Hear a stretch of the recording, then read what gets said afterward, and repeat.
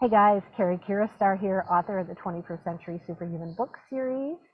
Today I want to talk about how different our world would have been if we had gotten something 2,000 years ago. 2,000 years ago, what was being taught in the ancient Aramaic was what the true forgiveness process is.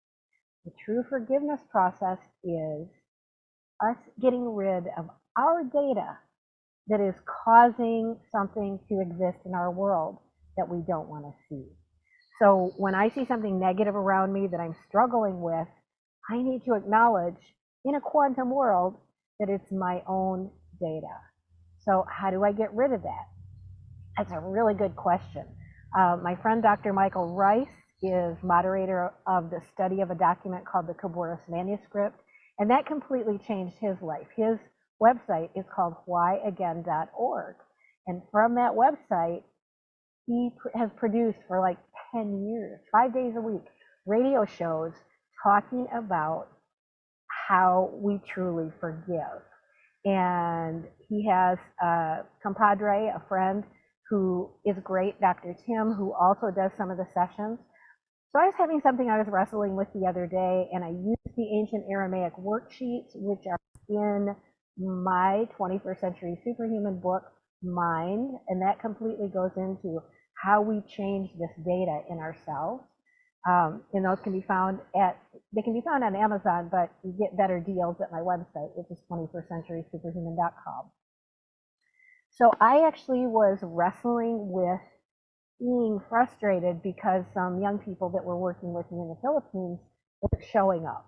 And I knew that there were extenuating circumstances and they're in a poor country and all this, but I knew that I had rage going on because of this. I had irritation, I had frustration, and I had done a bunch of the Aramaic worksheets that helped me clear my data, but I just wasn't quite getting there. So I called into the radio show, which you can do. Like if you're wrestling with something, you can call into the radio show, and in this video coming up, it'll show you where and how to do that.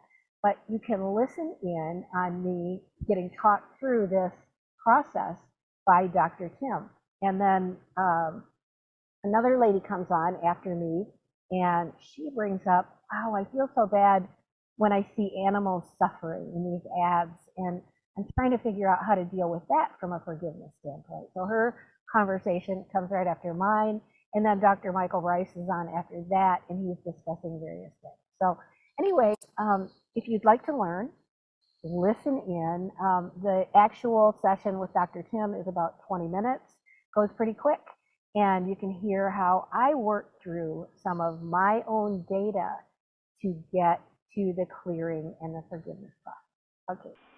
As always, we're grateful to everyone who's joining us here today, whether you're listening live or through the archives, as we spend another couple of hours teaching and supporting people in using some of the most powerful, effective, efficient, and accessible tools I've ever encountered.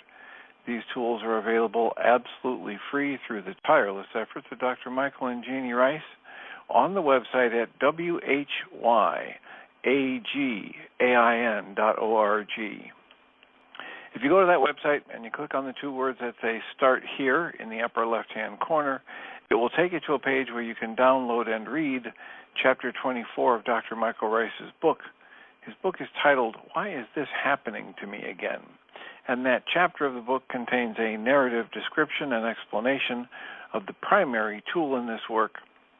That tool is called the Reality Management Worksheet, sometimes called the Reality Management Wake-Up Sheet, and it's a tool I've been using to great effect for over 19 years now to improve the quality of my life and most of my relationships, and to turn any negative emotional experience I have into part of the infallible guidance system that each and every one of us has been given.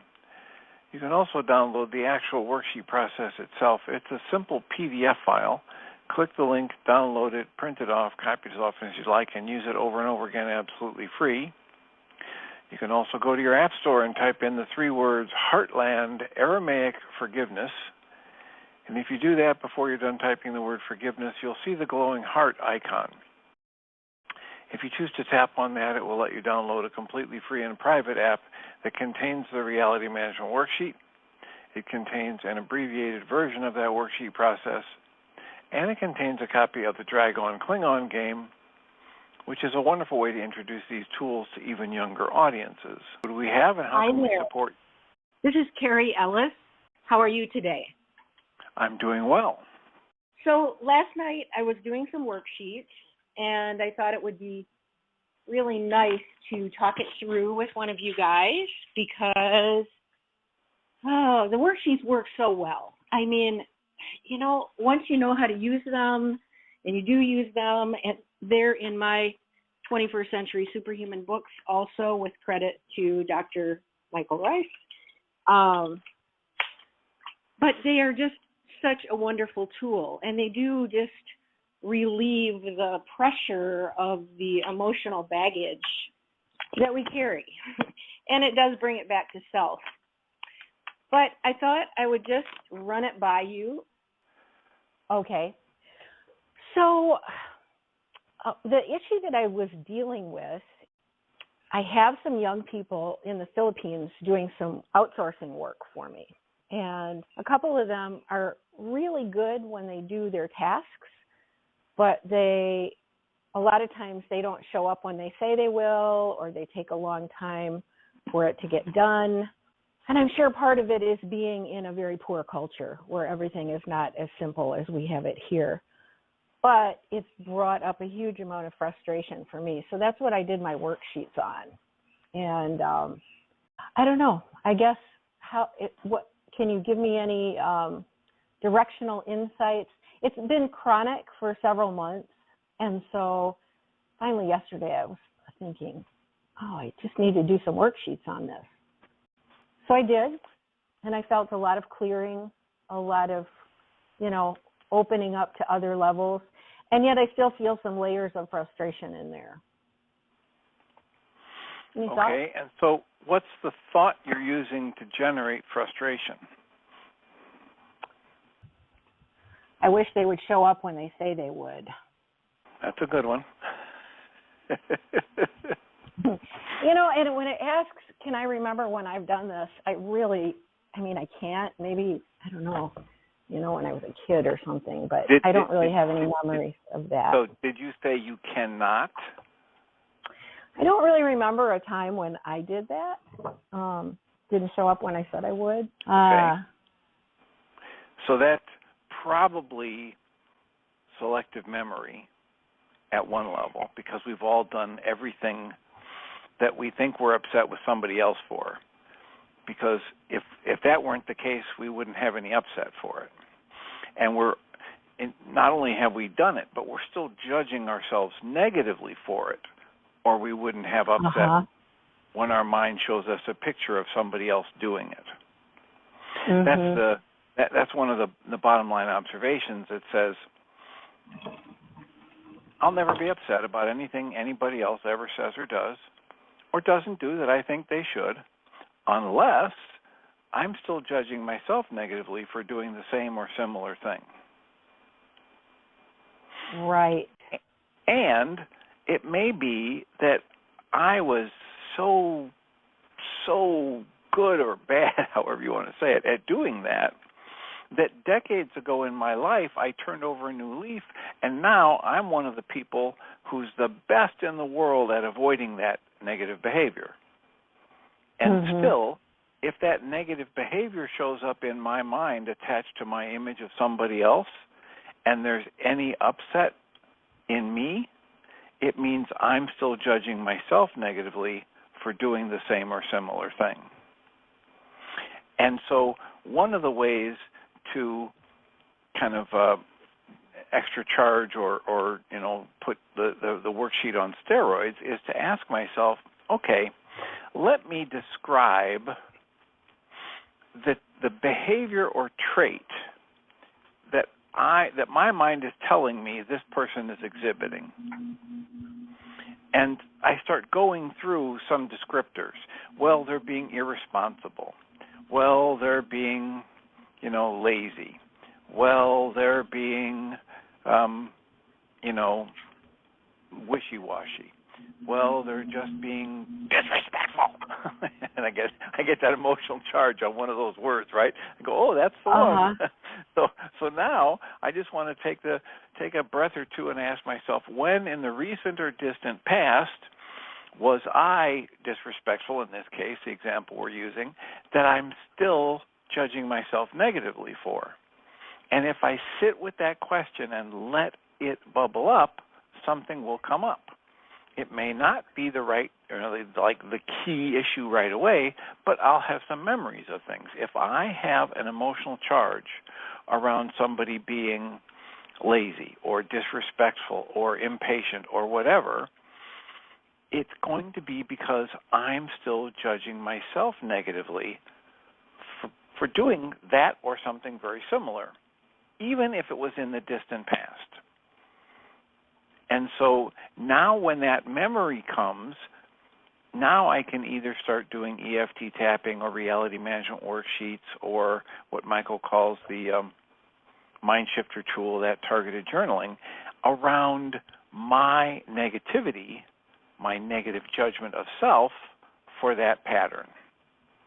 And when I finally uncover, let's say I remember something from when I was X number of years old, fill in the blank, 20, 15, 7, doesn't really matter.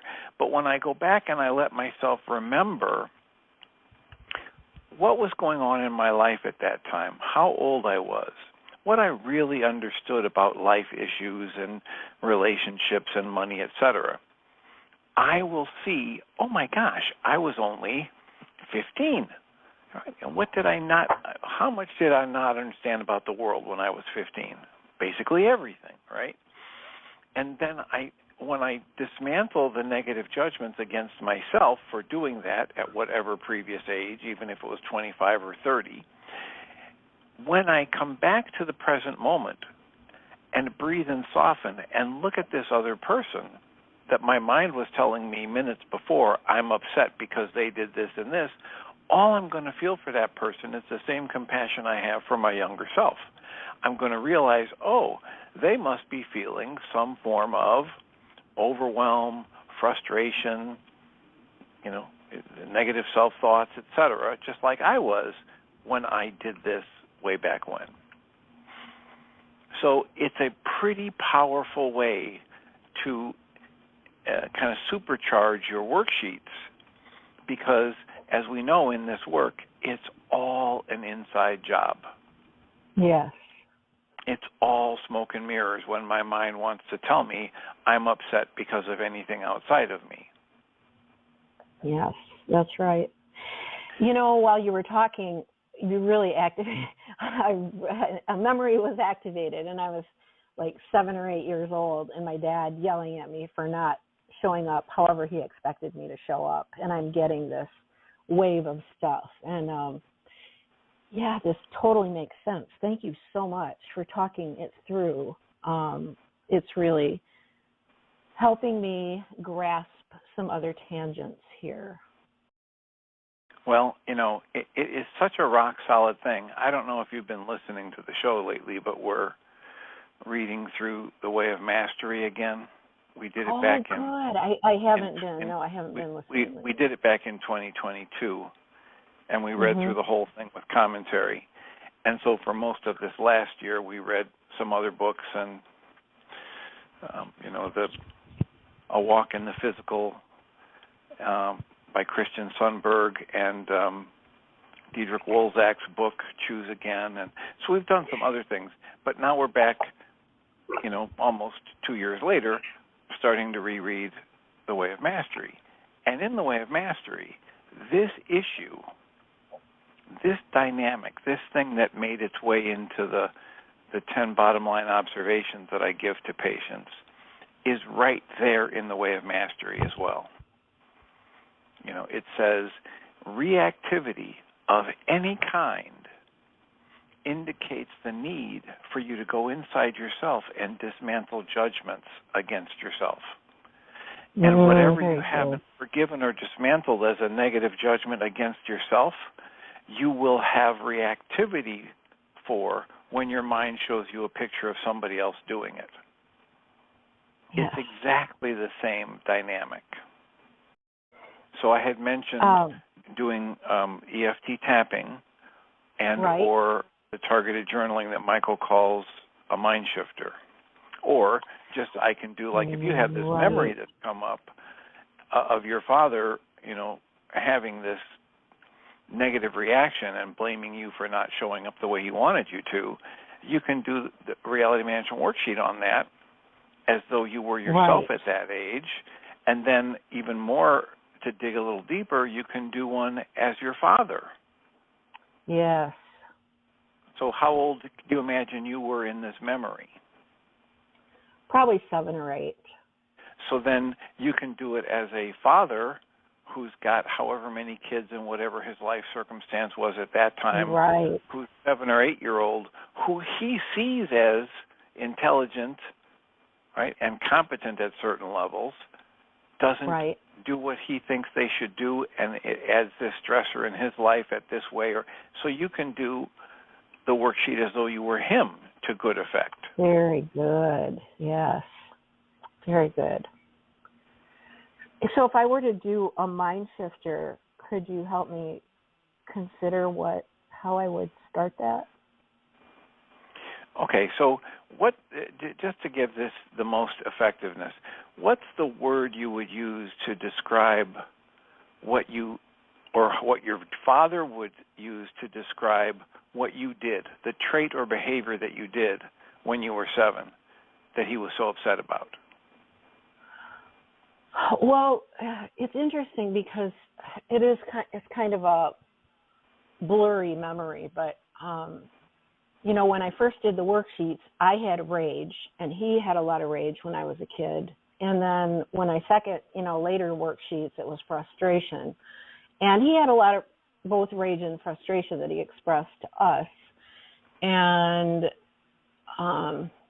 okay, but you're off the target right now. So I was the recipient. So I know you're trying to get what was my something in the midst of that, and I'm kind of trying to dig my way out of it.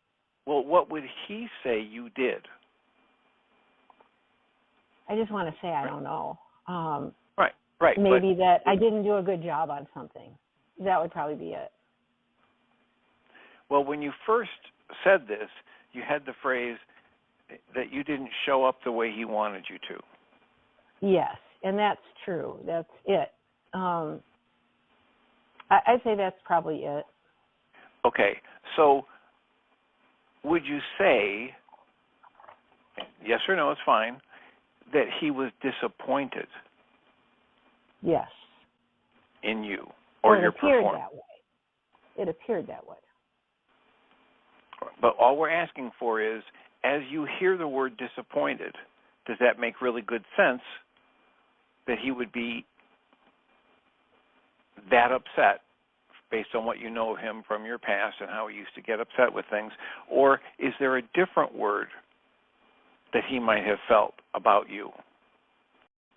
I would say disappointed was a good word for how he felt about. Okay, so then the mind shifter. So then the mind shifter would be, it's safe and healing for me, and I love it when people create a picture of me as being disappointing. Or when people choose to believe I have disappointed them. Mhm. And then what would I be writing then? Well, what's your first thought when I say to you, you know what, Cary, it's really safe and healing for you whenever anybody thinks you've disappointed them? Probably no, it's not. You know. That's what you start writing. Okay. It's safe and healing for you when people rage out at you because they think you've disappointed them. Yeah. Whatever your thought is in response to that is what you start writing. No, it's not. And then you might just start writing, if it comes to you to write this, whatever kind of memory you have about being 7 or 8 when your dad was raging out at you, that little memory that got sparked when I was talking earlier. Right. And just start writing as many details of that as you can and how that felt for you as that 7 or 8 year old. Okay. And then if you go blank, then you just, rewrite the mind shifter again. It's safe and healing for me. And you might even say, and I love it when people rage out at me because they think I've disappointed them. Okay. Yeah, and you know what? As you're saying this, this is going to sound really stupid because I know what forgiveness is. But I just feel unforgiving towards these people that are supposed to be showing up to me for working and don't show up. And I know that that's not accurate thinking, but it's what pops up. Well, so here's the issue with this, right? At one level, you've got some practical issues to address, right? You'll have some machinery going in your life where this piece has to happen and then that piece has to happen in order for this thing to come to fruition. And maybe you've made commitments to other people that if these people at the other end don't do what they do, then you can't live up to. So at one level, there is this practicality that needs to be addressed. At another level, I can't really address that very effectively or efficiently if I have a negative emotion active in my mind. Correct. So why am I using somebody in another country that doesn't have the same values or ethics or ease of lifestyle that would allow them to be as punctual as I want? Well, because it's cheaper for me and I'm on a limited budget, whatever this thing is. So I consider all of these things, and then now I'm starting to think, well, maybe I am harboring some resentment at myself that I don't have more money to do this a different way. And then I can do the worksheets on that resentment at me for not having the wherewithal to do it in a different way. And it doesn't. None of this is about any of that. This is just clearing the way of my negative emotions. So then, when I open my eyes and look at the current situation, I'll have a much better, clearer image of all the factors, all the moving pieces, and I'll be able to make a better decision about how to get these things done in a way that satisfies all the needs. But I can't come up with those kinds of powerfully effective, creative solutions when there's anger or resentment or hurt or bitterness or grief or shame or any of those negative emotions coloring my perception. Right. Very good. I'm taking notes. That's really good. I really appreciate it. I really appreciate you talking me through it. Sometimes we get stuck in our own stuff, even if we do know the tools. It's like, oh my God, how do I get out of this one? Absolutely. That's the purpose of a show like this, or the support groups, or the access that Michael and Jeannie offer on an ongoing basis through the app, where people can, it's the reason for all of that is because it's so needed. Yes.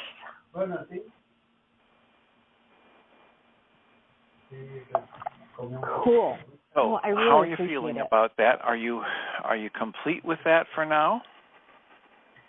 Yeah, I think so. I think I have some work to do. I need to sit here and do some mind shifters and some worksheets and just do some more deeper levels of clearing. But it really helped. I just felt stuck. I just didn't really know where to go next. So this really helped me get to where I can feel like I can keep moving through it. Thank you. You're most welcome and deserving. And if you have any interest in following along with the Way of Mastery, or the most, like lessons 3 and 4 are the ones that we're on now that have that piece right in them. In lesson 3, where it says, reactivity of any kind indicates a need to go into myself and dismantle my judgments and my perceptions about myself. And that's in the 3rd lesson. Very good. So if you go to the MindShiftersAcademy.org website, and there at the top of the menu are these, the pages for the files that I've been doing just this year, reading it with commentary. Okay. And they're labeled, great. The one page has lessons 1, 2, and 3 on it, and you can scroll right down to the bottom and get to the lesson 3 and start listening to the reading of lesson 3 with commentary, and you'll start hearing some of that stuff. All right. I really appreciate it. Thank you so much for taking the time with me. I just really, really, really appreciate it, more than I can say. Well, it's great to hear your voice again, and you're welcome and deserving, and feel free to keep us posted. I will. Okay. Thank you so much.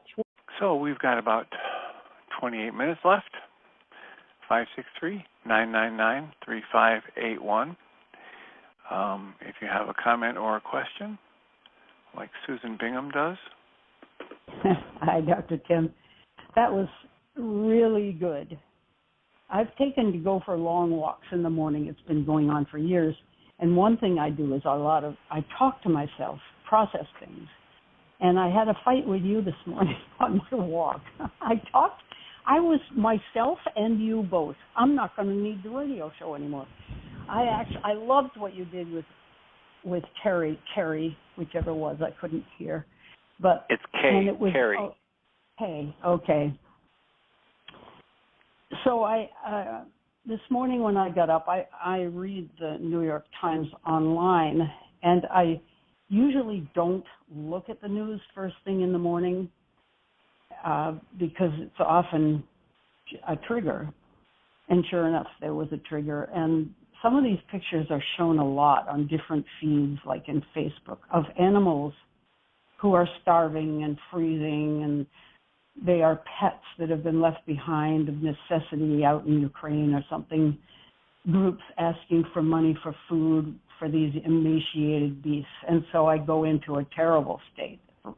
And I think I know some of the origins of that. My question is, here we are living separately, and we do have feelings for creatures and other people. Let's hope we do. Do we ever get to the point where we can feel incredible sorrow and concern for a fellow human or a beast, and yet you don't call it a trigger and you're not unhealthy? It's a healthy thing. And anyway, if you want to, I asked you that question in my mind this morning, and I got an answer. What Maybe was I could saying? Tell you what you said. What was I saying that was so argumentative? Well, you know how Michael likes to watch movies that trigger things because he wants to clean everything out, which is so optimistic of him.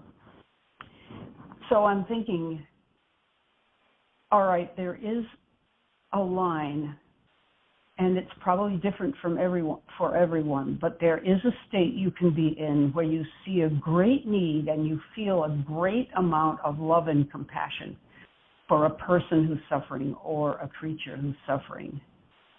And yet you're okay. You're okay, you're breathing, and you're okay. I wouldn't even say detached, because already that means there's some, maybe it is detached. But anyway, you said, well, think of it as what level of upset. If you're at a level of upset that's affecting your health, for instance, it's gotten into your cells, it's not, you could make yourself sick. If you can get it to the point where you can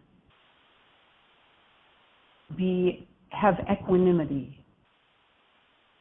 balance, you still have the concern, you may have a lot of feelings about something, but you are an effective action taker if that's what is required, or you can put it aside without having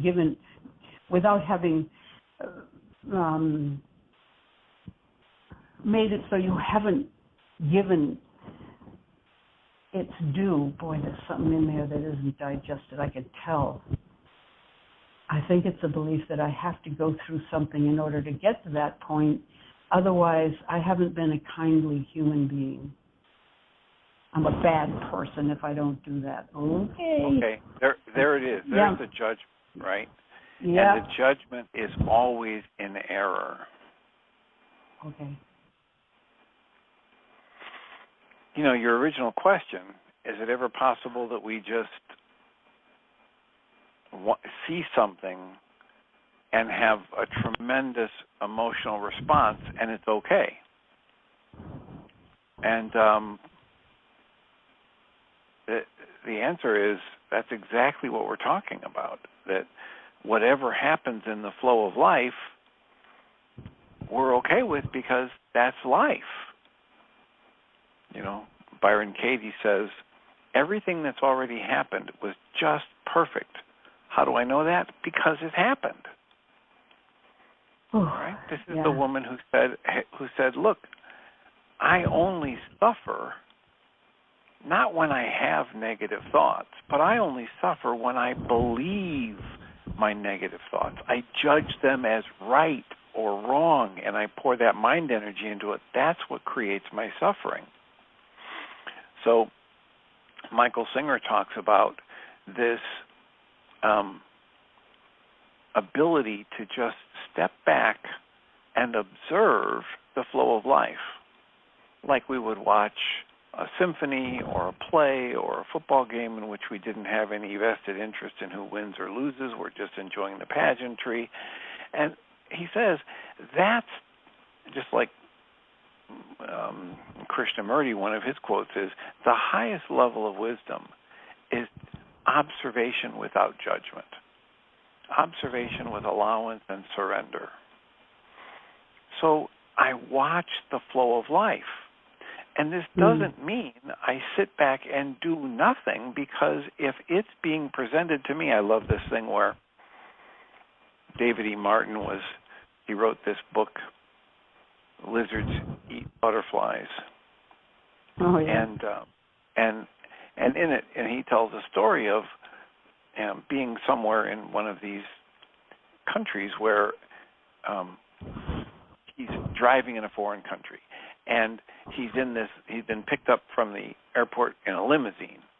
And as they're driving past this unspeakable poverty. And they're in a limousine. They're in a fancy ultra limousine, and they're going to this fancy place. And he says to the guy he's there with, I can't believe this. This can't be right. This has to be wrong. Look at this. And the man says to him, what if it's all perfect?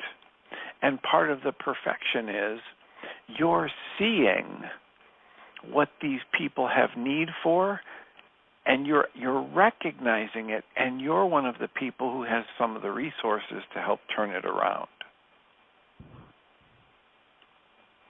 So it's not that we're recommending that you just sit in a cave and isolate from everything that's less than what you would judge as perfect. We're talking about being right here in the flow of life and maintaining your peace and letting the flow of life act on you and have your flow of response be directly in accordance with what the needs of the moment are and what your resources are for addressing them. So yes, I might feel a tremendous flow of energy through my heart space that, you know, he talks about things like the going to the best Shakespeare performance ever of one of those dramas. You know, whether it's Romeo and Juliet or something else, and you're sitting in that theater and you're so moved, you're crying. It's eliciting all of these intense emotions from you. And you start thinking, before the play is even over, oh my gosh, this is the best I've ever seen. I've got to tell my friends about this. I've got to come back here with some family members. This is amazing.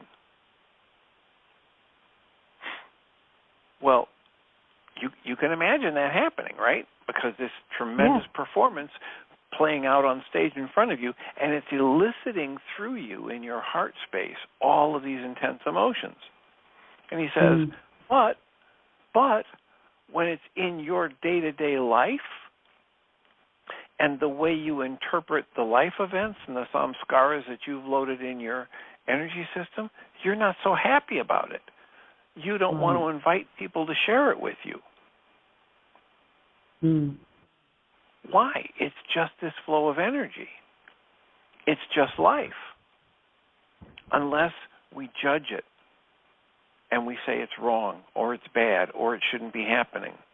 And that's how we create what we would experience as something painful that we don't want to have happen. Whereas in the other experience, not only, even though it's really intense emotions and we're crying, we're experiencing it as wonderful, and we want to bring friends to share it with them. So it isn't the energy, it isn't the thing that's happening, it's what I interpret it as. It's the judgments I put on it. It's the essence of, what we're talking about here in Lesson 4 and Lesson 3, that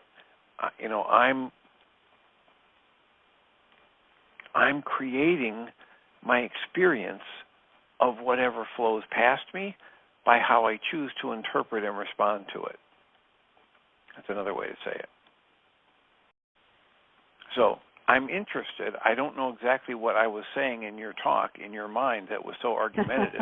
Yes. That's how I would respond now. No, you weren't being argumentative. You were teaching. You were actually helping me figure out stuff. And it was good, and I got to a better place. But I keep bumping up against, I'll put it another way. There was another thing that happened in the support group that Tim and I run on Wednesdays. One of the members was telling about how her cat used to collect birds, catch birds, and kill them. And she would just race downstairs and catch the cat and get the bird. And if the bird was salvageable, she would nurse the bird or do whatever. And this time she decided to be detached, and she heard the panicked cry of a bird. But she sat still and breathed and thought, this is life. I'm just going to let this happen. And I don't need to be concerned. This is just nature, and I can be detached.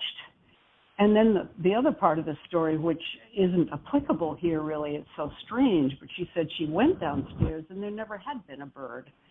As far as she could see, the cat had been asleep in the same spot, and she had just imagined the whole thing and given herself this mental exercise. Okay, I'm just going to back off of that part of it, the fact that it never happened and all that. I don't know what to make of that. But my cat used to catch birds too, and we used to have parakeets, and they were tame, and they were funny, and they had huge personalities. And so I have a really powerful feeling for birds, and if I heard that cry, I would be like lightning. I'd be after the cat, catch the cat, force its mouth open, bird pops out. Most of the time the birds were okay because it was early enough, and I would take the bird and put it in a little cage and wait till it got unstunned, and then I'd let it out, or we'd keep it a while or whatever. But my response had nothing to do even with feeling. It was just doing what I thought was necessary. And I still think it's necessary. I don't think I can ever get away from the idea that I need to be on the side of releasing a bird. If my cat has a bird, where am I going with this? I guess the hook is there a hook? Am I in anguish over the bird? Is there a huge upset? No, I've gone ahead without even thinking, actually. So maybe this isn't part of the argument after all. Well, here's the idea. Here's the idea that I can... You're judging whether or not this is right or wrong. Instead of... Not necessarily. Yes, I'm just you are. judging that the bird would probably like to live. That's right. That's the whole thing about it. Should I do this or should I do that? Was I okay doing this, or is this something that somebody else would judge if I should do a worksheet on? That's what you're doing here, and it's okay. The point of this work at this deeper level is it's all okay.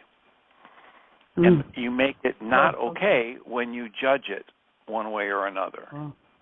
Oh, that's good. So look at it this way. Here's David E. Martin driving around in a limo in this foreign country.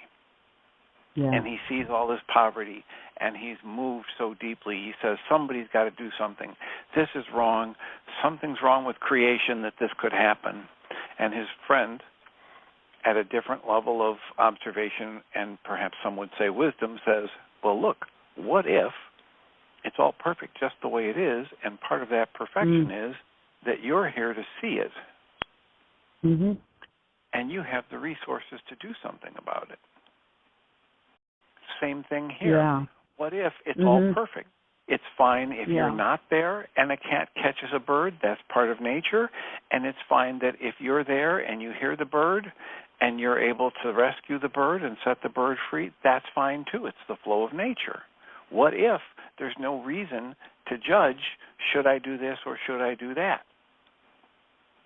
I'm just letting the truth of life act on me in the moment, and having my actions that I'm congruent with from that calm, centered, compassionate space flow out into the flow of life.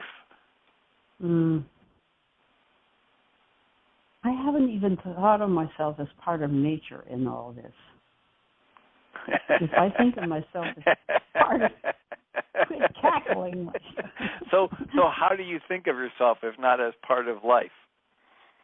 I don't know. Question, though, isn't it?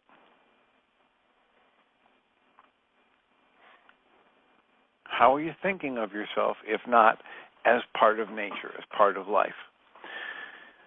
She dropped off, and now she's back. I'm back. Yeah, these buttons. Cary had a button, and anyway.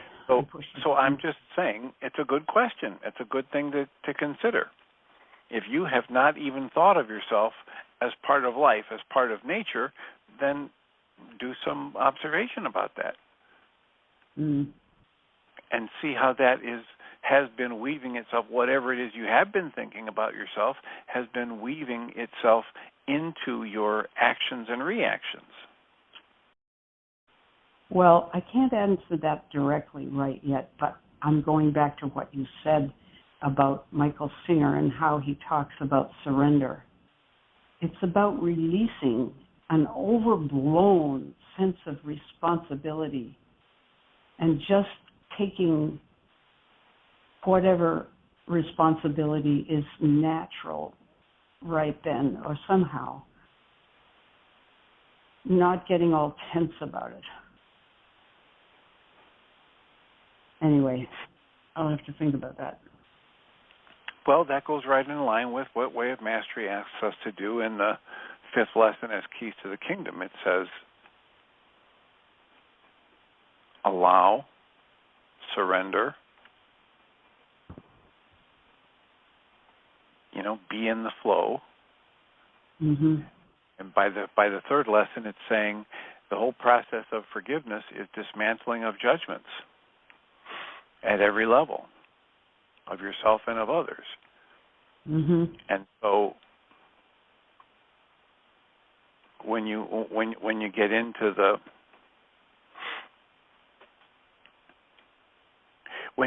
the process of judging at any level, and then you have some reactivity, the Way of Mastery says any level of reactivity indicates a need for forgiveness, for dismantling your judgments and your perceptions. Well, it's an ongoing thing, isn't it?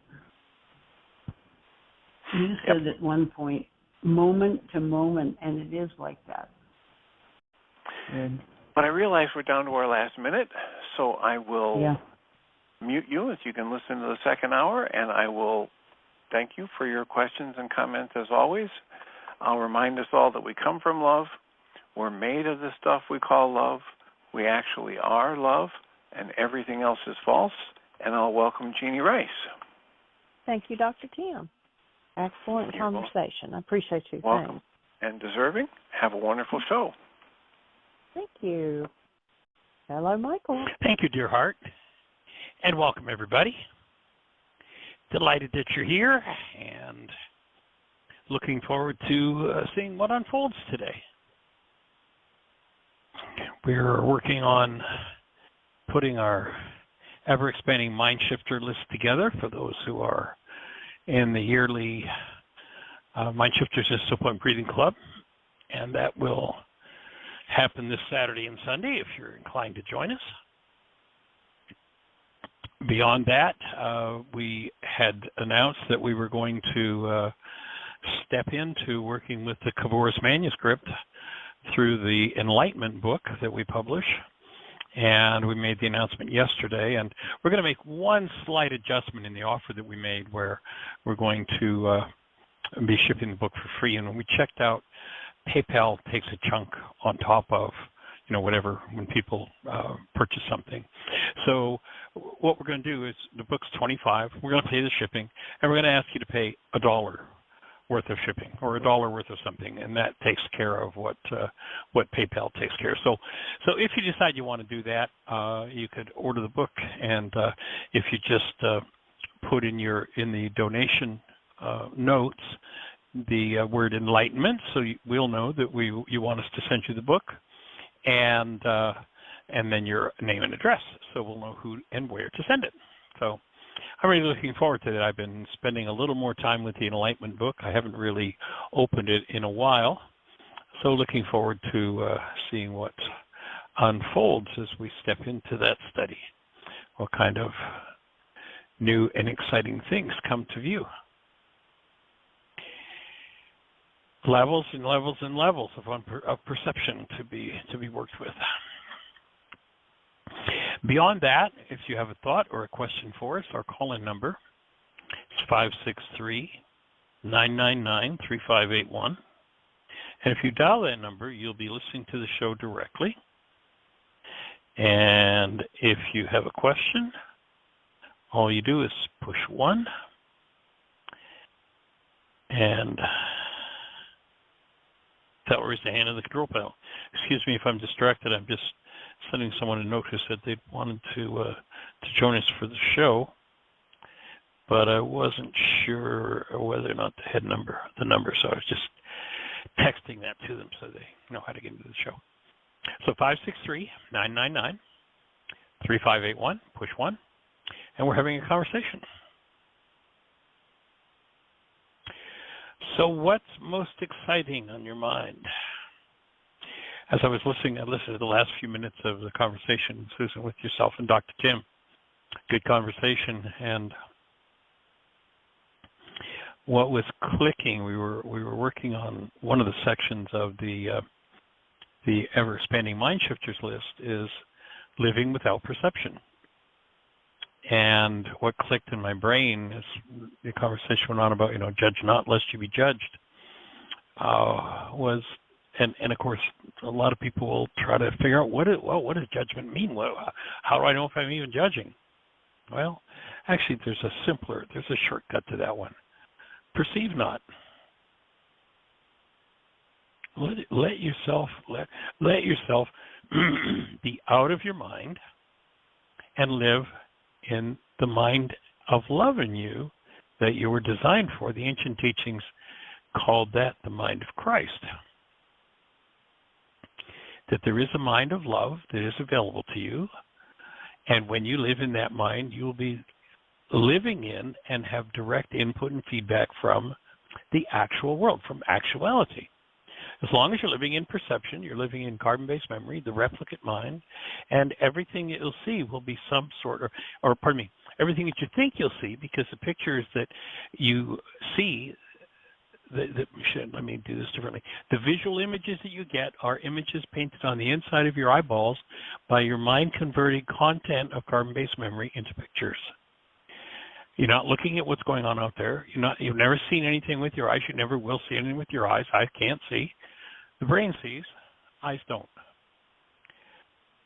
Eyes are antennas frequency devices that capture light. And the information that's carried by that light is transferred to the brain. The brain does all the seeing. The brain generates the world you see, perception. And so it just occurred to me as I was listening to that conversation, thank you, Dr. Tim and Susan, for that. It occurred to me that we can end the struggle, conversation, discussion, concern about judgment by just recognizing that perception's not where you want to live. And when you habitually collapse that world of perception, then you get to move to a place of corrected perception, because the unconscious dynamics that play out from the replicant mind are healed through that process of forgiveness. Then you have a space where the actual energies of the actual world become available to you. I was working with someone this morning, and the bottom line was a statement that's where the Creator says, be still and know. Let perception go. Perception is not stillness. Perception is energy moving in you. And you can't ever know from perception. You just can't do it. You can get yourself some instructions for how to get rid of the thing itself, but there's no knowledge there. Lots of information, but all the information that's there is from the past. It replicates the past, and that becomes the thing that cuts us off from the ability to actually receive the information from actuality that will always guide us to correct action. So appreciate that conversation. Much appreciation. And Ms. Jeannie, do we have anything happening in the phone queue, anything in the chat room, any questions from the app? Anything exciting for you to introduce to our conversation? No, don't have anything else, and there's no hands up. Cary's not with us yet. Nobody's in the chat room saying anything. Oh, a hand just went up, but I believe that it is Joanna. Welcome. Oh, I'm not sure. Her hand went up and then it went down. Joanna, are you with us? I am. Can you hear me? Hi. Yes. Well, hi. hey there, young lady. We haven't heard your voice in a long time. Welcome. Thank you very much. I wanted to share with you that I had sent Peter in Sweden a text that I needed his help because I don't do anything I say I'm going to do. Now, that's an overstatement, but that's how it feels. And Will was one of the traits that I was working on in our class. So it's not surprising that that would be an issue that comes up for me of not doing what I say I'm going to do. That's the will faculty. Yes. So anyway, he called me this morning and said, well, you said you were going to do 2 worksheets, and you said you didn't do it, but the good news is I did cross it off for that day as a goal. So I did learn something, Michael. What was that? For my goal. So right, get rid of the stress. Right. So anyway, the conversation with Peter was delightful, as you can imagine. And I committed to doing 1 worksheet as soon as we hung up. And he said, and not after you organize the spices. And so wise guy. Yeah, I did it, and it was such a wonderful reminder the many things I learned in those courses. And then, you know, synchronicity being what it is used now. And it's so easy to forget that what I think I'm seeing is what I'm seeing. And, you know, the reminder that the brain can only process so much data, and it's a speck of what I'm exposed to. So it's a best guess of what's really happening out there. And, that's it, exactly. So, yeah, it was just really good to hear you restate that, and it felt wonderful. Just doing just that one worksheet felt really good and encouraging to do more. Yeah, you know, with 50 years under my belt with this work, and still boggles my mind that 2,000 years ago, this man Yeshua knew exactly how to collapse false perception, collapse carbon-based memory with all its stories, and give us an opportunity to enter into the world that with perception we have voided, and get back to that world which is where we're designed to live. It's just like, it's mind-boggling. Well, Peter reiterated that too. And if I'm not wrong, didn't Peter for years, his career was bringing wisdom teachers to Sweden to conduct classes and so forth. And he said again this morning, he said, this is the most powerful tool I have ever run across.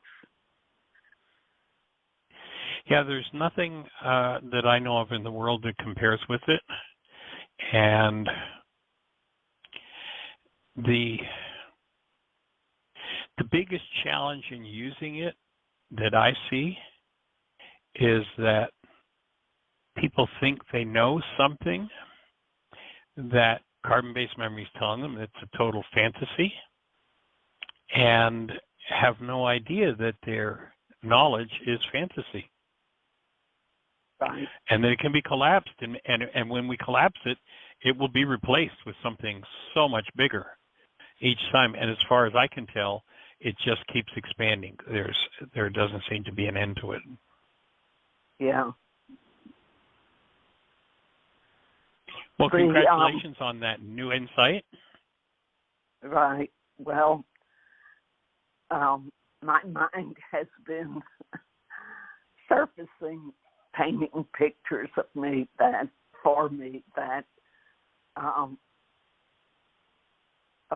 regarding my younger son, that all of a sudden one day, one of my other siblings says, well, you and David are so much alike, which caused me to, ponder that.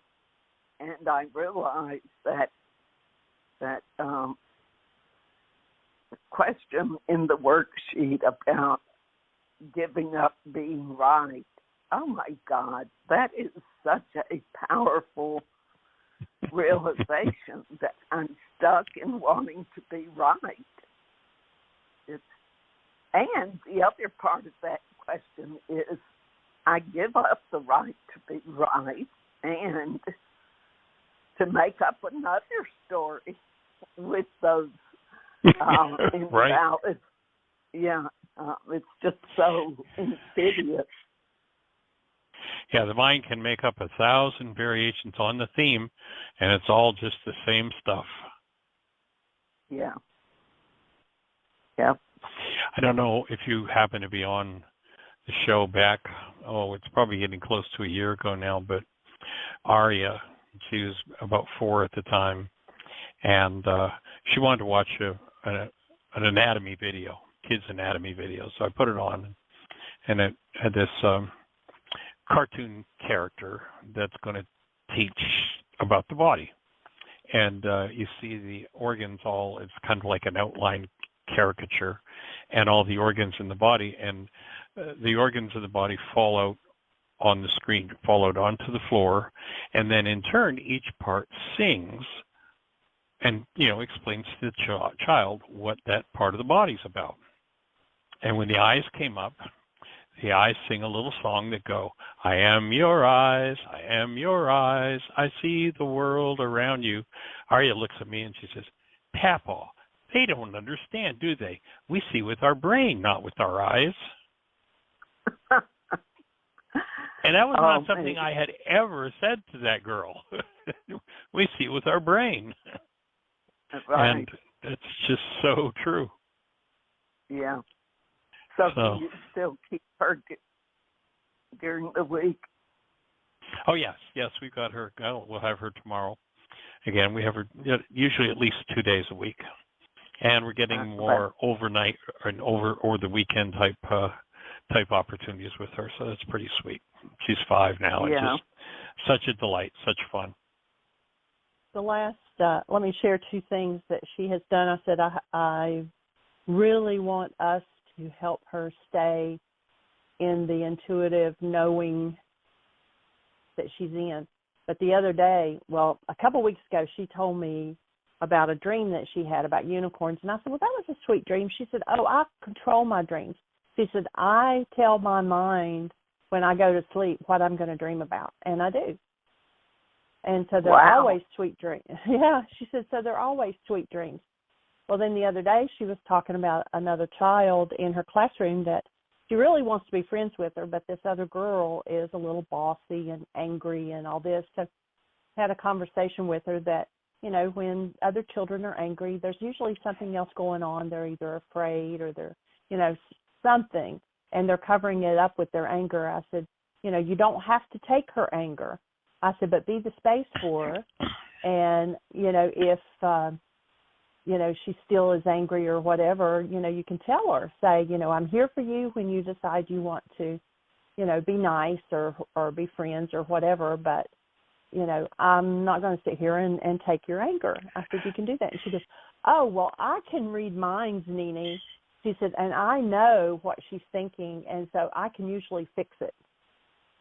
And yes, I said, I don't want her to think that she can fix everybody's problems, but it's awesome that she can hold the space for them. She can tell what's really going on for them.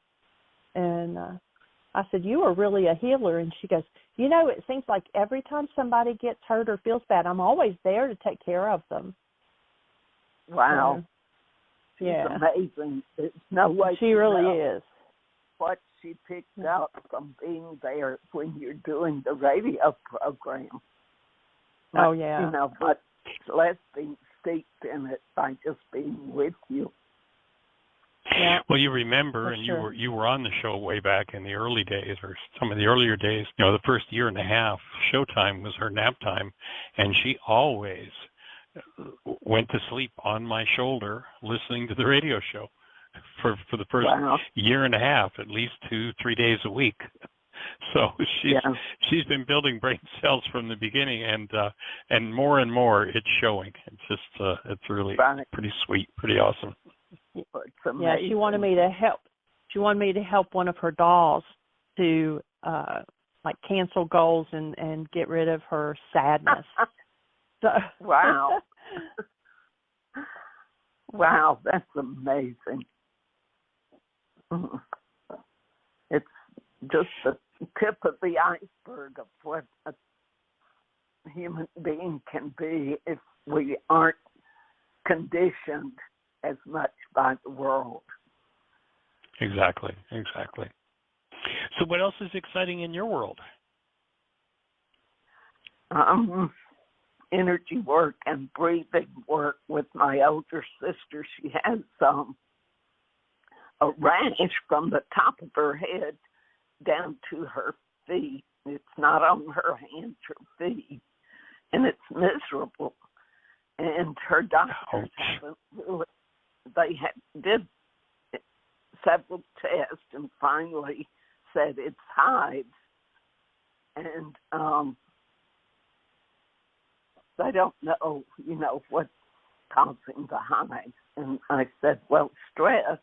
And she said, yeah, they said that, but I don't feel, any particular stress. And I said, you've created stress in your life since you had children, because she and her husband both worked 2 jobs, had 2 children. I mean, it's just controlled, so to speak. It never created crises, but it was there. And anyway, she said, yeah, especially the recently. And I said, well, I'm going to, pay attention to what I see on the internet, and if I see anything that seems worth sharing, I will. And I said, but I do know that if you don't get the toxins out of your body through the normal means, it can come out through your skin. And she said, yeah. So anyway, I'm looking forward to doing some breathing work and body energy work with her. Awesome. Yeah. You have the worksheets for the energy field, directions for the energy field work? Yes, I do. Yeah, good, cool. Well, we'll hold the space for openings and healings. One of the other things you might suggest to her is, just go to the health food store or jump on Amazon and get a simple colon cleanse, because a lot of times when the colon gets blocked up, it reflexes to the skin. The skin's like the default takeover organ. And so some of that pressure can be alleviated just through a simple colon detox as well. Okay. All right. I'll definitely do that. Well, it's so good to hear both of you. Well, it's nice to hear your voice. It's been a while. Yeah. I think about my time at Heartland with such joy. It was just a phenomenal experience. Awesome. Well, delighted that you've been there to play with us, and it looks like we're probably going to do a season next summer, and of course we'll keep everybody posted if that comes together or as it comes together. Great, wonderful. It's been 2019 since our last season when COVID struck, and just haven't done it since. Right. Well, you didn't quit though, and that served a lot of people.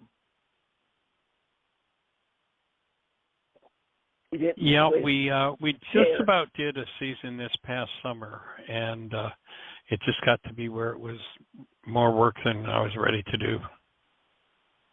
Getting the buildings open and doing all that goes with that. Right.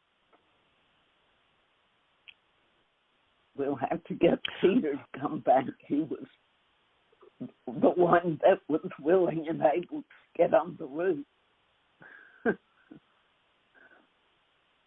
Yeah, it was sweet to have him there after so many years.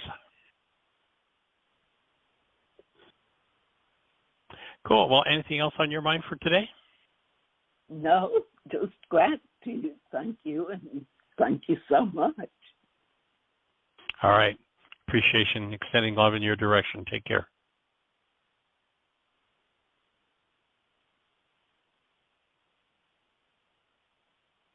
Well, Miss Jeannie, do we have anybody else in the phone queue or anything happening in the chat room?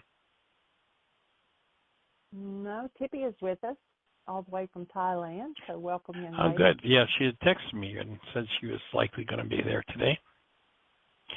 Extending love in the direction of your brother, Tipia, and holding the space for his healing. It sounds like maybe some things are opening up, moving in the right direction. Had a hand go up. I believe it is Mr. Terry, 336. You're on the air. Good afternoon, folks. Well, hey there, Dr. Bowling. How are you? Marvelous, marvelous. It's just a gorgeous day. your last conversation prompted a couple of questions. One, okay. I know I have the direction for the energy field work in one of my booklets, but do you actually post that on your website too? No. No, it's something that so. It's like the still point breathing process. It's something that takes personal instruction, and I wouldn't put it up for somebody to just pick up and think they can do it without some instruction. Great. So that's probably one of those items that well, for one, I found that to be very beneficial in the fact that for a couple of different reasons. One is that it was another demonstration that we can help each other. We don't have to have years and years of training and schooling and paying lots of, expensive tuitions and stuff. That's right. Through a process, you took us through that process a few times. You were there and available. Should there be any questions? But it was really a relatively easy process to learn and pick up. And I still remember some of the moves and have the muscle memory of that. So I'm going to dig through my binders. I've got 3 big YAGN binders, and everything's in there somewhere. It's just a matter of organizing. Actually, I have 4 YAGN binders, and I'll see if I can't come across those. It's always pretty amazing and a joyful trip down memory lane too, because there's worksheets and there's notes I would make during the classes and little things about the kids they were there. There's all kinds of good stuff in here. So I'll see if I can't pull that back out. And then, have you updated them any, you think? Because that copy I had is probably 10, 12 years old. Are they pretty much still the same? Yeah, that the last edit of those is probably about 15 years ago. And what's in that, those different steps to go through the whole structure, that is when I first discovered still point, I'm practicing medicine and I'm working with people, but when I first discovered the still point and realized what it was, my pursuit then became, what do I know of, what have I experienced over the years that helps people to move into still point? And that's what that whole energy field thing is. I mean, there's probably, there's 20 years of study, probably 50 different classes to assemble that I took. Like in some cases, I think like some of the steps are from, let's say, polarity therapy. I spent 2 years studying polarity therapy. And so here are the steps that I've observed put people into still point. And each piece of the energy field work is something that through experience, and whether it was when I was studying chiropractic or whatever it was what helps people get into that space where they go into that high-speed processing place. And so that synthesis is a good 20 years of work. Probably,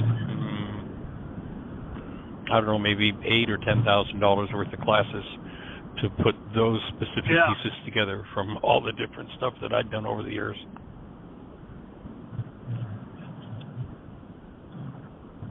So yes, and along put those your hands lines, on people. Yeah. Yep. And then I put a little note out to some of the folks that are in these different little agreement threads that I maintain and we share and each other. And so this morning, I've been working with this concept that's in the 12-step programs, and it's really brought forth consistently and in a pretty strong way as far as, hey, this is very important, and it's a real simple little statement that the therapeutic value of one addict helping another is without parallel. There's no equal that's been found in that little vernacular, the 12-step world, and just one helping, working with another. Right. So I took that and expanded it a little bit and said the therapeutic value of one human holding a loving space with another is without parallel. Monumental. I further said that is the only remedy I have found to be truly effective in regards to all pain, whether it be physical, mental, or emotional. When we support each other, the pain lessens. And I did put a little piece that said Dr. Ryce, Dr. Gimlin, 12 steps. These are my methods of dealing with life, and they have at the core one person sitting with, helping another. And then know that you're not alone. You're never alone. There's always someone that's willing to, if you look, there's someone that's willing to help you because it's a reciprocal experience. And with the holding of the space in still point, phenomenal. Probably the first time in some people's lives that they will actually have someone just sit and listen to them for, the whole hour, listen to them breathe, just be in that space with them. It's beautiful. And then with Dr. Gimlin's work, same thing. Two people, one's holding space while the other does a little focusing, which is very similar. They're similar dynamics, and they're an active, active listening kind of action. So I wanted to put that out there to you, how beautiful that is. And then the steel point piece to it, the little exercises, I got to dust that back off and look at that. Because now we're doing the breathing on the weekends here on the monthly groups. So that encourages me to get a partner that will participate so that we can actually do a little bit of this work, that involves the methods that you taught, that you've taught me. That's something that's been forming with me here for a while. And that was very connected to that dialogue with the previous lady. And then one other thing I want to put out there before I turn it back over to you and get some feedback is that now, I've done the master cleanse several times. I find that it takes a real effort for me to get my mind in the right space to persevere, but that to get psychologically ready for it takes some effort.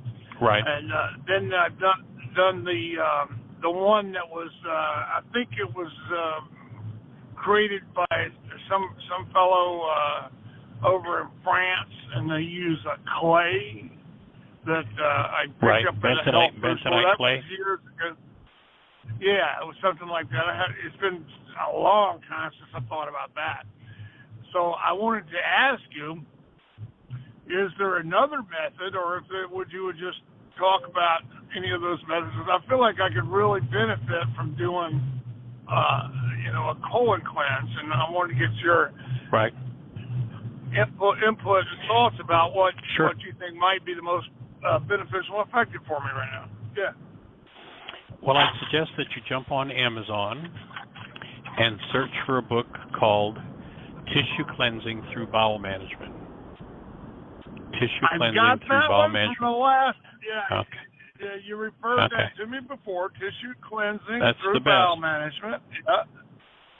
Now, All right. in that book, Jensen, the author, lays out 5, 6, 7 different types of cleanses, from a very simple one right up to a thing called the Kalima process. So, you can start with something simple or go midway, or, the Kalima process is like, it's just about a week full time where you're paying attention to your detox and your cleanse. And actually it was created by a gentleman named V.E. Irons.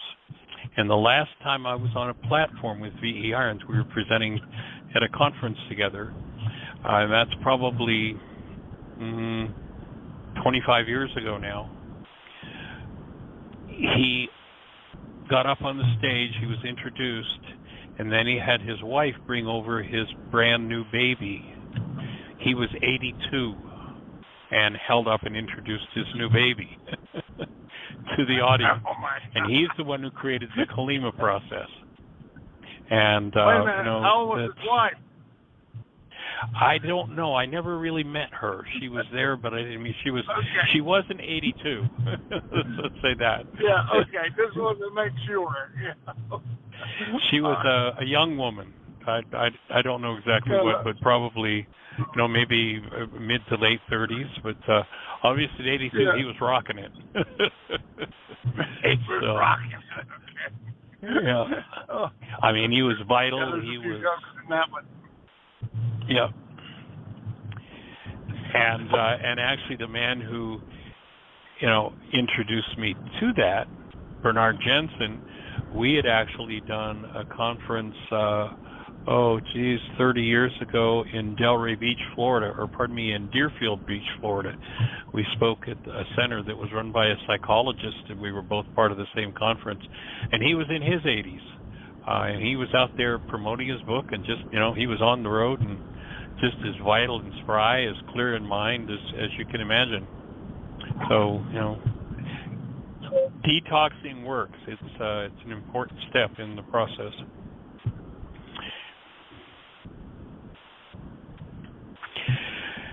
So that would be where I'd go. I'd start by, go back and review that tissue cleansing book, and there's a lot of just superior information in that book, really powerful stuff.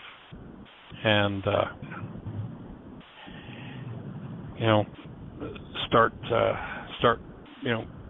water in the morning, stay away from the food for a while. Or one of the things that Jensen used to say is, you have to earn your breakfast. You don't get up and stuff your face with food. You earn your breakfast. You don't eat breakfast until you've worked. And that was one of the things that he used to push. And I know we actually found a good, solid, strong glass bottle that they sell a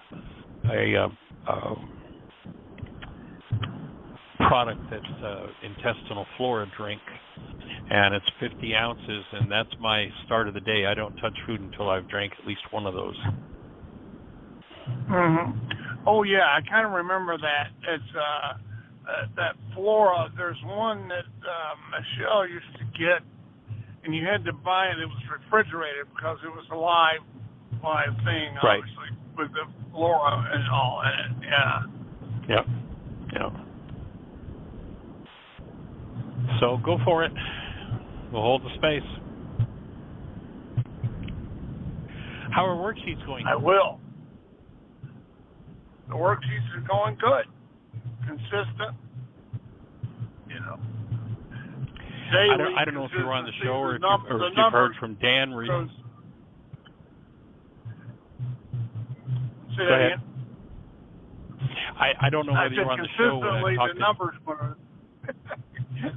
We got a delay here, I guess. Yeah, go ahead. I'm going to let you go. I was going to say, the worksheet process is consistent, but the number fluctuates up and down. And I didn't get on the show. I didn't hear the show with Dan on it in that regard. So, but I do talk to him, 2 or 3 times a day. And he just did 30 this morning, I think he said. And he's got, or something. It was 30 this morning, or 30 last night, and 10 this morning. So, go ahead and share with me what you were going to share now. Oh, last week he just shared with the group on the show that he had just passed the 1,500 mark since he started doing worksheets again, which is pretty powerful. I mean, he's just moving through stuff like it's amazing. It's awesome. It is, and the dialogues we've had in relation to what comes up in the mind when you take on a project like that, it has been really fun. We've had some really good conversations back and forth in relation to that process. It always amazes me when people cancel their goal, what the mind just spontaneously and instantly goes to what we can touch into.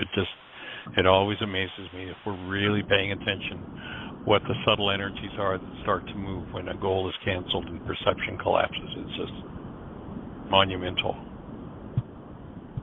And our little interaction a moment ago with our delay. Go ahead. I was just going to say, I'm glad to hear that we're re-engaging the goal to have some activity at Heartland next summer. Working in that direction. Could need a little help from my friends, but we're working on it. Yes.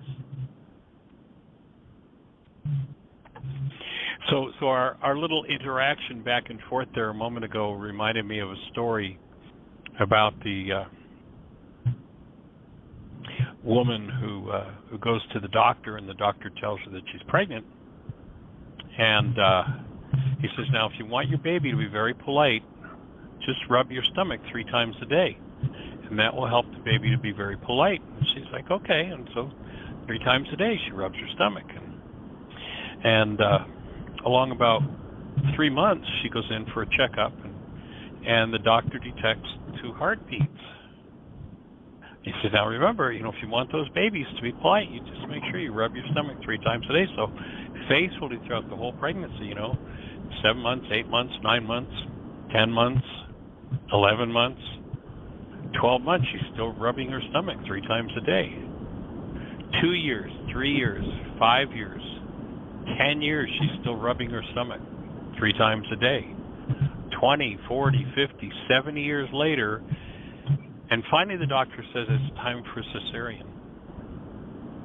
And does a cesarean, and when he does the cesarean, here are these 2 little old men, one saying, oh no, after you. Oh no, after you. They've been so polite, they've been arguing for 50 years, 60 years. Yeah. Very polite. That's a joke that's always tickled my funny bone. Yeah, that's a funny one. Well, delighted that you're out there doing the work and passing it on and making it available. That's what it takes to get this to every mind, heart, and being on the planet. And we're definitely moving in that direction.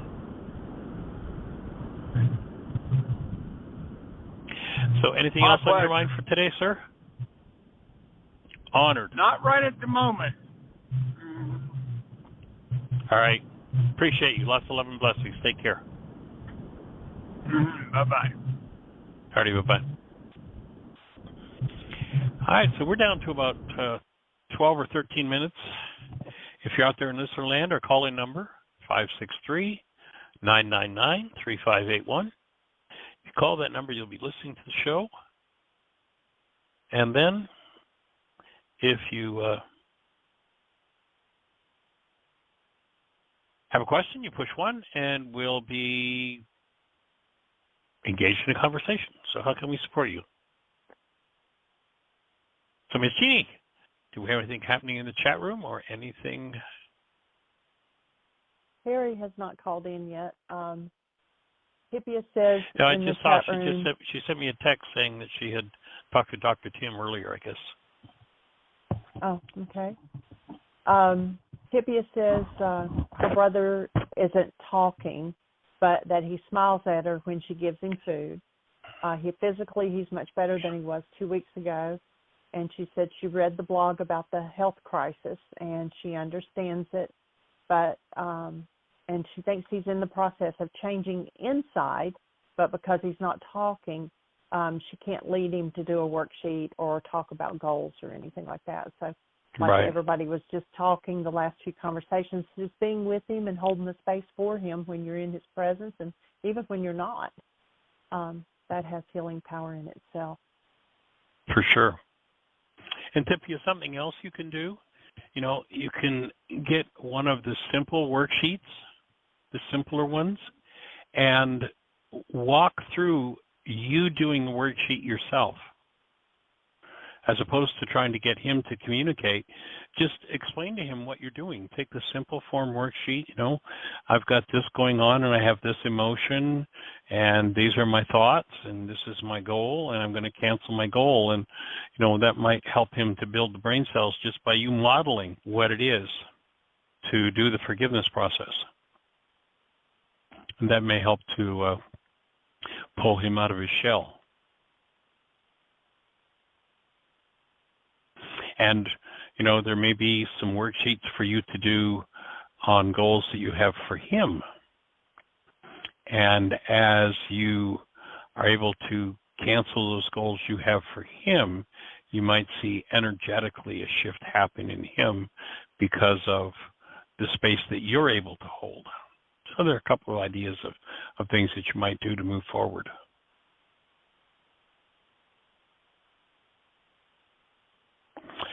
So if you're out there in listener land, we've got about 10 minutes left. Push one. What's on your mind? How can we support you?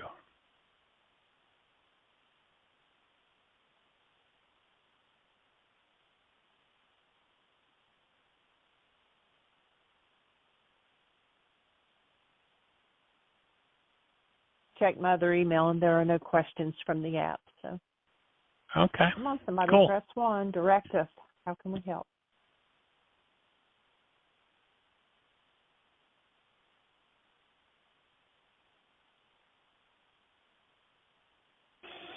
Well, let's go back to this idea of, the whole focal point on living without perception. Again, that's one of the sections in our ever-expanding MindShifter list, one of the newer sections, is the ability to put away perception. And corollary with that is putting away memory. Of course, we live in a culture where memory is king, and yet when you realize, of course, memory, if I'm remembering something, it's something from the past. And few people realize that they actually have to build new proteins.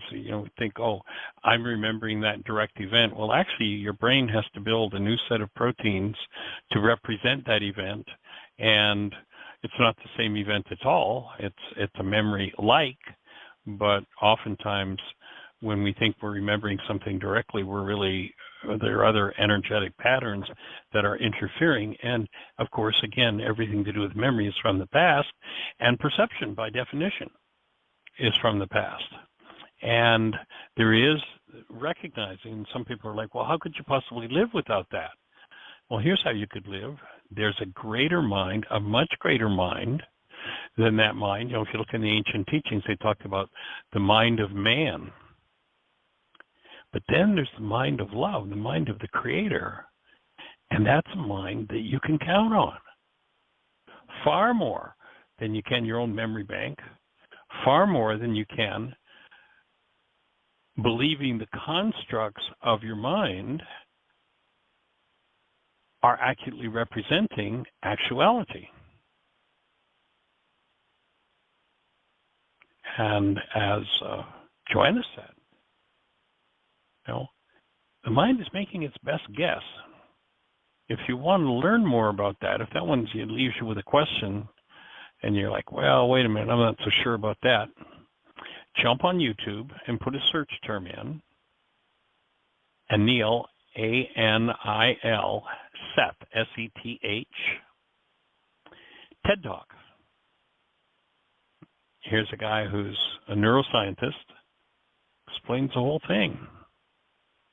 Perception is simply the mind constructing its best guess based on, one, the circumstances that you're in, and two, the content resonated by those circumstances.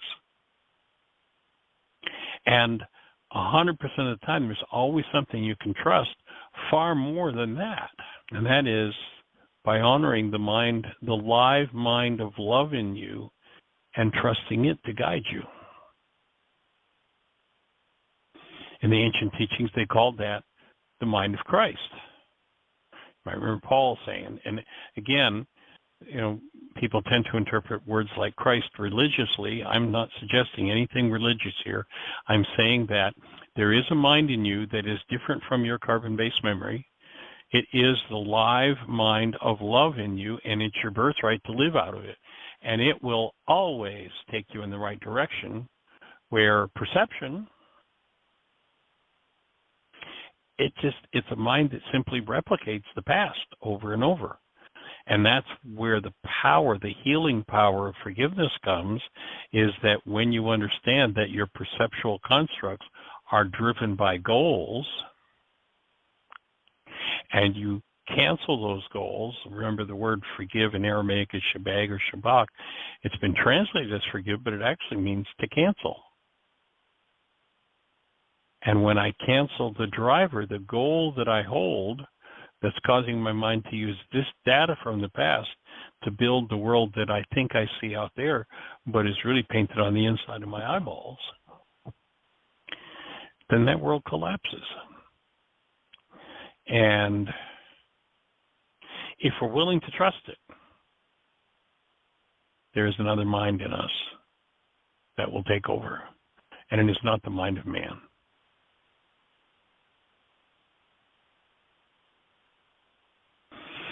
So that's the invitation, to consider, through forgiveness, collapsing the world of perception. And what tends to happen is the instant after you forgive and perception collapses,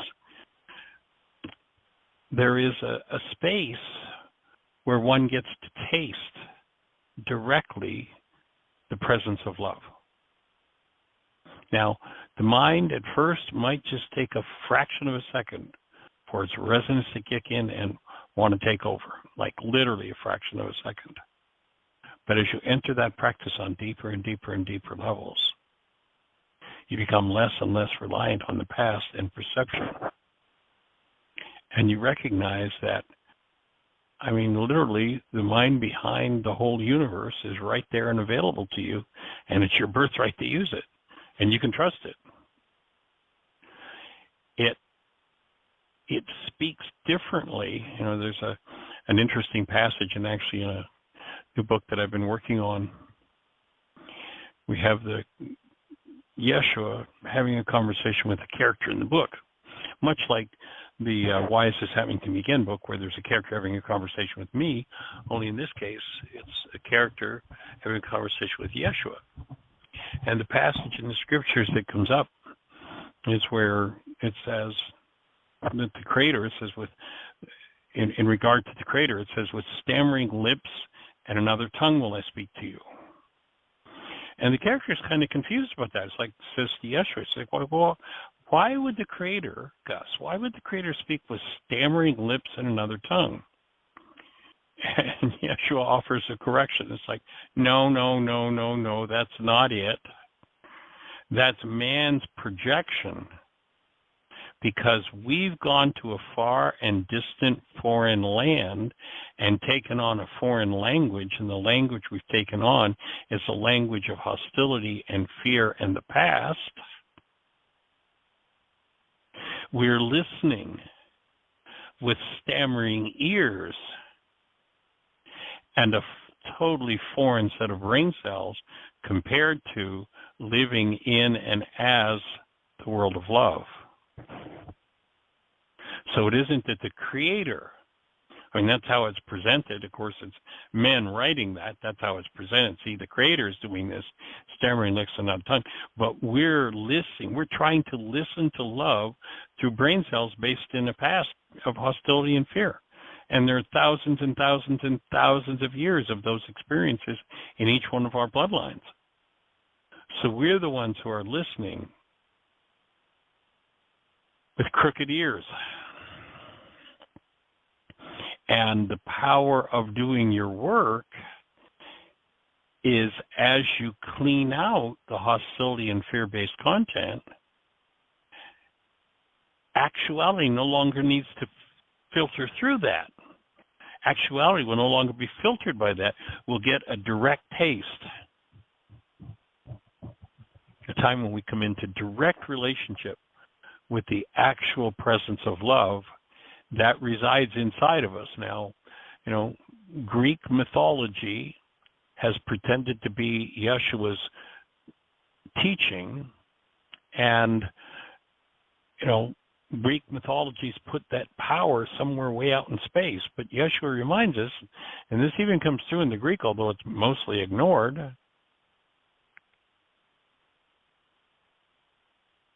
do you not know that you are a temple of the Creator? If somebody tells you that the kingdom is over there or over there or over there, believe them not, for it is here, it is now, it is within you. Now, there are a lot of people talking about, I know when I die I'm going to go to heaven. Why are you going to wait? You're supposed to be there now. And this isn't a mythical, religious journey. It's what you apply where you live to free yourself of perceptions from the past, to free yourself of carbon-based memory, or what was called the mind of man, and literally live in the mind of love that is already in you, because we've been brainwashed with so much hostility and fear, it seems that world is no longer available to us. But it is, and it's our birthright to live there. So joining you in doing that, holding the space for it. In the meantime, got the best year yet of your eternal life. It's an awesome gift to give the world, and blessings. Bye-bye.